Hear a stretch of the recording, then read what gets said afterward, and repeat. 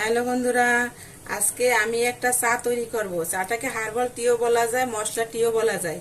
এই চাটা খেলে অনেক মানে বদহজম থাকলে চলে যাবে, অতিরিক্ত গ্যাস হলে চলে যাবে। মানে চাটা কিভাবে আমি বানাচ্ছি দেখতে থাকুন।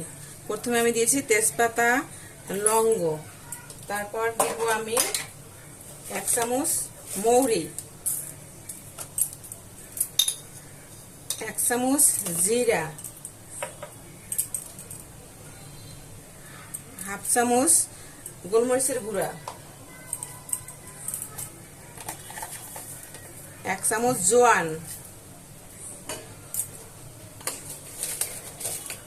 আর দিব গ্রিন টি 2 চামচ। দিয়ে আমি করতে থাকি, আপনারা দেখতে থাকেন। এখন আমি মশলাগুলা গরম জলে দিয়ে দিচ্ছি।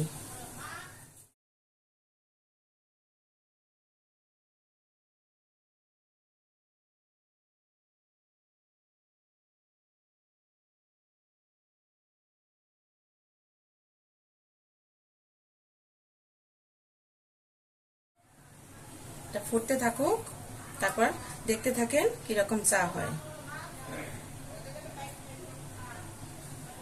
গরম জলে দেওয়ার পরে আমি এখন নেড়ে চেড়ে মিশিয়ে নিচ্ছি।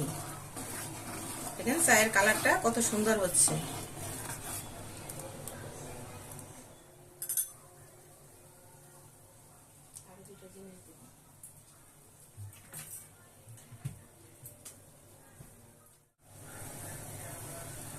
আরো 2টা জিনিস দেব মশলা, এর ভিতর দিয়ে দিচ্ছি আমি জ্যৈষ্ঠ মধু। যাদের ঠান্ডার সমস্যা থাকে এই জ্যৈষ্ঠ মধু দিয়ে এই চাটা খেলে ঠান্ডাটা চলে যাবে। আর আরেকটা জিনিস দিব,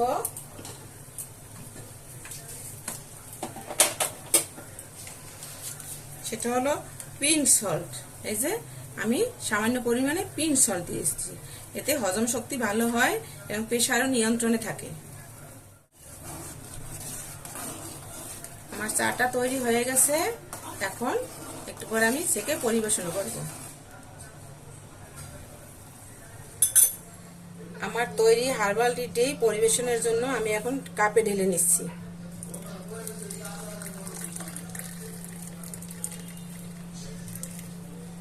দেখেন আমার চায়ের কালারটা কত সুন্দর হয়েছে।